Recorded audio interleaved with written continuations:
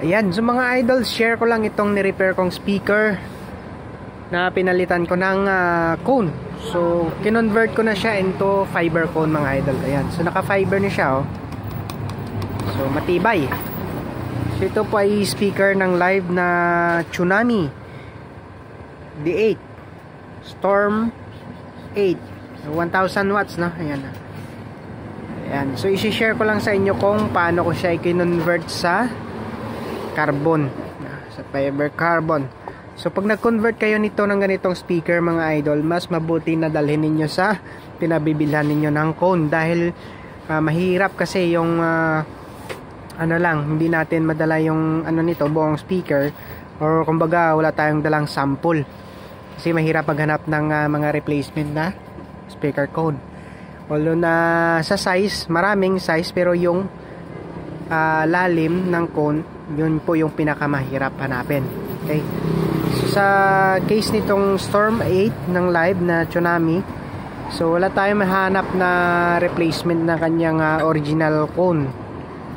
So wala, medyo mahirap hanapin eh. Ayan, so yung ginawa ko, dinala ko sa shop o sa store yung speaker mismo at hinanapan ng pwedeng gamitin na ako. So yung D8 na mga jackhammer, yung mga jackhammer na D8, so medyo mababaw, no, yung kanilang cone. So konti lang yung kapit sa ano, sa coil niya. So hinanapan pa natin ulit. So ito naman si carbon. So yung carbon naman sobrang lalim. So pag ano, meron siyang space eh. Mga siguro mga sa 15. Check natin yung roller nasa ano, nasa 5 cm yung kanyang angat dito sa kanyang taas. Okay, so pwede pa nating gawa ng paraan yun pag ganun yung problema. And so ito yung napili ko na palit natin, yung carbon cone. Okay, so yung ginawa ko, dahil mataas yung angat niya, meron siyang angat dito sa taas, so dapat kasi magiging ano to, tulad nito, neutral yung kanyang suspension dito sa taas. So yung ginawa ko, yung spacer dito sa kanyang damper o sa spider ay tinanggal ko. Ayan, kung mapapansin niyo, yan, dyan na siya mismo naka ano, sa frame mismo yung kanyang damper, naka epoxy. So meron pa kasing spacer dito mga idol, nasa ano, nasa 0.5 cm dito. So umaangat siya. So yun po yung dahilan kung bakit umaangat din po yung carbon cone. So yung ginawa ko, tinanggal ko yung spacer. So yun, tatanggalin nyo lang po mga idol yung spacer dyan. Tapos siyempre bababa na to yung kanyang ano, yung kanyang damper. Tapos paglagay nyo na ito ng carbon cone, so saktong sakto na. Ayan, so saktong sakto na dyan. Ayan. Tapos yung angat dito sa suspension nya sa taas, so ano lang, neutral na. Hindi siya umuumbok pataas, hindi rin siya ano, pailalim. Ayan. So saktong-sakto din yung ano dyan ng spider at saka yung cone nya.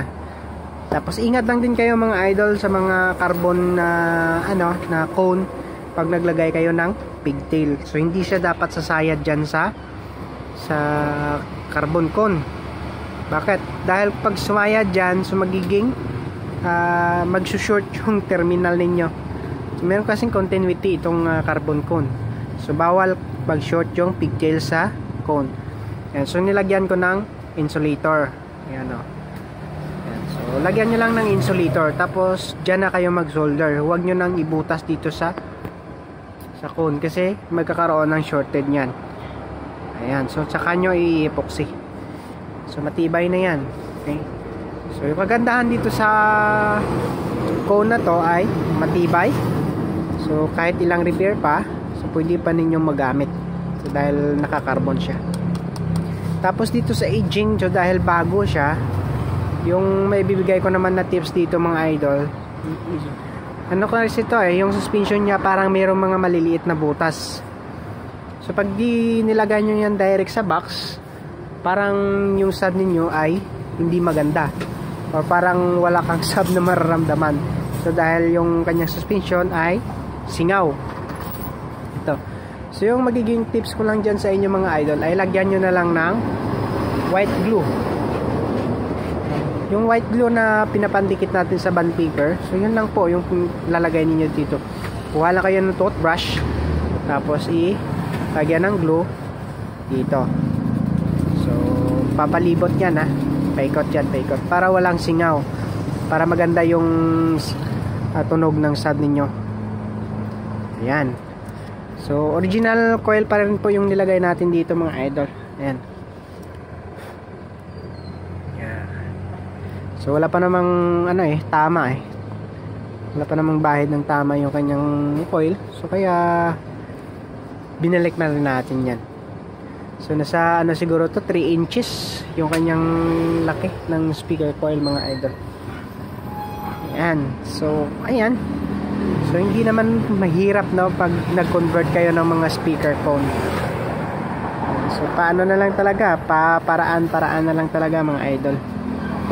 Okay, so ayan.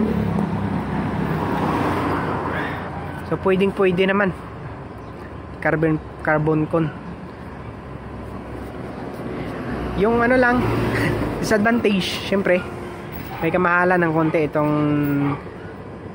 cone compare natin sa mga ordinaryong mga paper cone ng speaker. So medyo may kamahalan ng konti, pero sa durability matibay naman, tsaka tatagal talaga siya mga idol. So marami na kasing gumagamit ng mga fiber cone ng mga sa D8 like mga DV audio na speaker ng D8 nila ay naka carbon cone. So matibay, syempre maasahan. Yan. Okay, so ayan po mga idol, maraming salamat sa mga local local subscriber dito sa Iloilo naka-base. Kung gusto niyo magpa-convert ng speaker cone niyo ng mga D8 na to fiber cone, so dalhin niyo lang dito sa shop. Yan. Ang halaga ng cone na to ay nasa 950. So medyo may kamahalan na konti. So plus labor pa. Yan. Okay, so dalhin nyo lang dito sa shop mga idol. Gusto nyo magpa-convert. So maraming salamat.